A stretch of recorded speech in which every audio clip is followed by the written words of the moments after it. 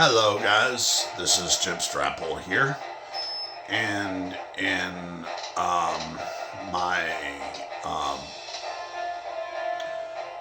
um, father's master bedroom, just so there's some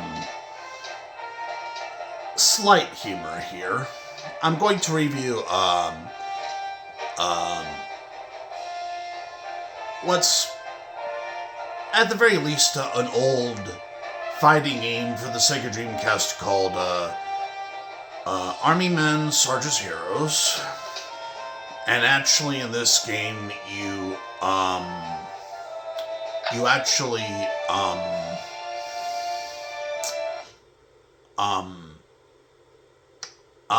just pretend to play war with toy soldiers, like toy plastic soldiers.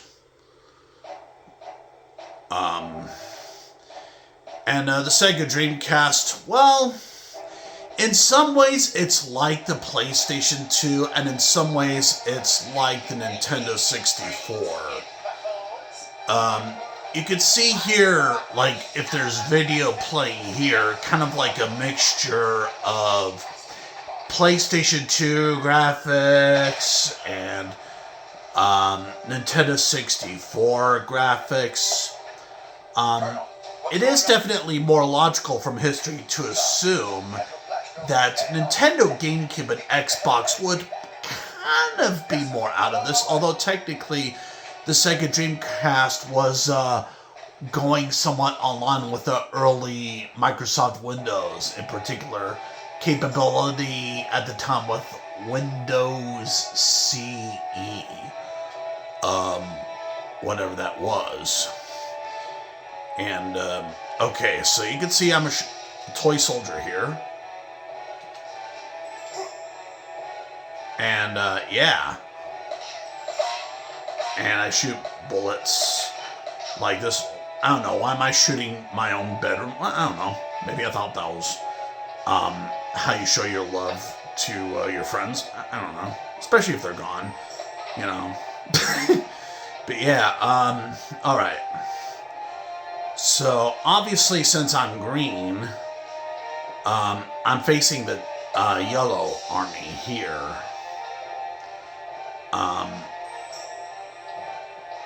And yeah, you could call them tan, or you could call them golden, or you could call them Populux, whatever. But definitely, yeah. The shooting is fairly easy in this game. This is definitely a lot easier than very, very recent Call of Duty ports. And I think it's because, in many ways, it's a lot more fun and a lot more enjoyable to play with toys rather than very realistic virtual reality stuff, because virtuality is obviously, whoa, what happened to that guy? Like, what happened to him? Okay, I'll give you this toy soldier for 99 cents. Just do not expect him to be alive again. You know, let's use our imagination. Just fool around here. Okay.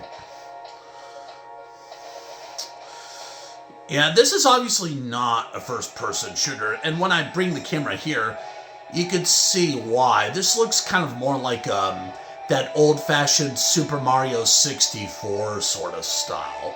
And there was a version of Sarge's Heroes, also for the Nintendo 64. But personally, I like the Sega Dreamcast version the best. I do. It's a very similar version of the game. Better graphics, better gameplay. This is kind of like an alternate version of like what a 128-bit video game system can be if you made it less like a Sony product and more like a semi-Nintendo DS sort of imitator, at least in retro gaming imagination. Although, I don't know. Definitely, according to my Southwest Mexican musician friend, the Super Nintendo was the last retro gaming console. The Sega Dreamcast came around 1999. And interestingly enough, in Ventura, when it was released in my city there, Toys R Us was soon selling Sega Dreamcast systems really cheap for like under $100 even. And well, I don't know.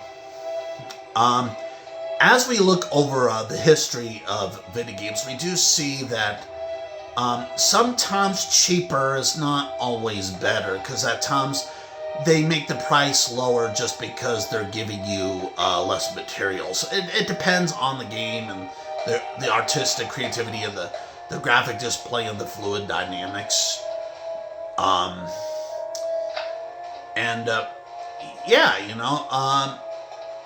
There's a lot of campground here just on the first level here.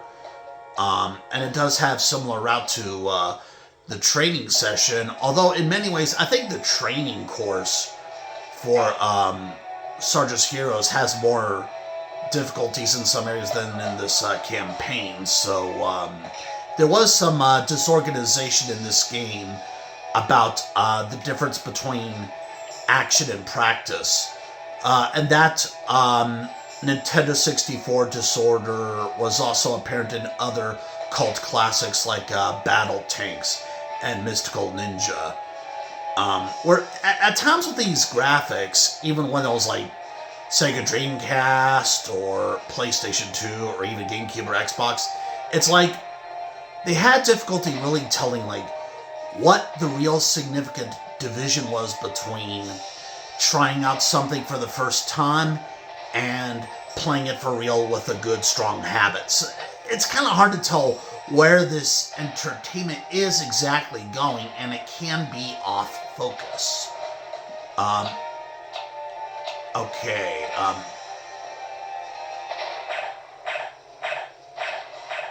Can I get him with this? Can I get... my sniper did not work on that tank, so that means I'm gonna need a bazooka. Where is there a bazooka anywhere? Let's see. I could maybe I'll sneak around him with this. Okay. So I'll try a big bomb. Okay, I don't think that quite worked. Tank's too fast. Alright, now I got a bazooka. Okay.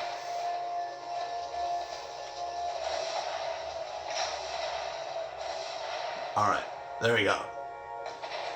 And it's with the bazooka, as well as a few other weapons that you could really get at the army tanks. And definitely the tanks in this game are very fun, and in many ways more alluring and more loose and friendly on the controls than some of those complicated Xbox Series S and X sort of stuff.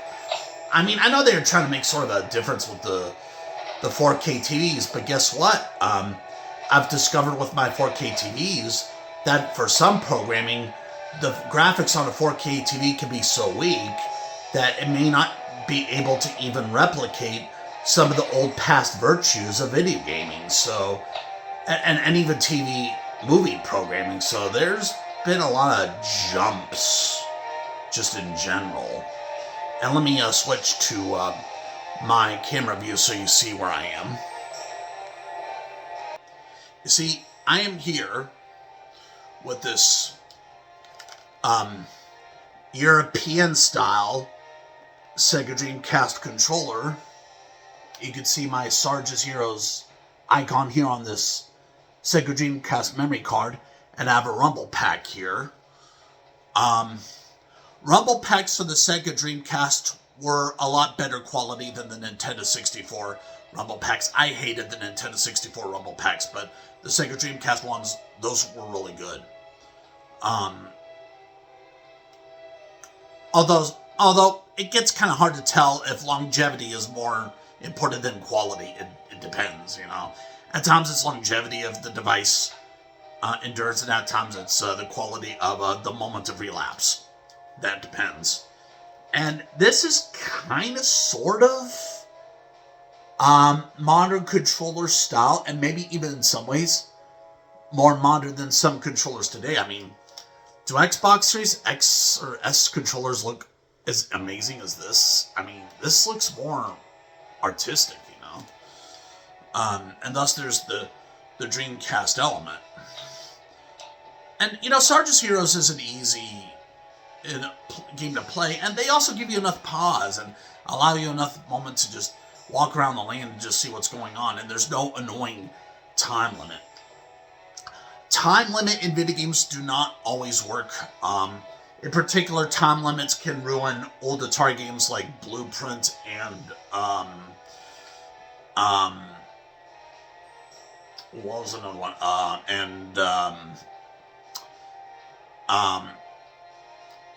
Coleco Tennis. You know, it depends.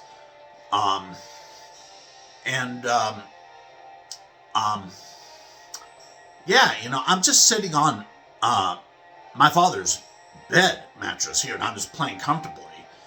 And definitely, let me switch back to the TV and continue. Yeah, this is definitely a game you should pick up for your Sega Dreamcast. And just as a reminder, my Sega Dreamcast that I have here is actually a new one I bought from eBay, and it's still working after years. So I hope you guys take care and have a really good time. Happy holidays.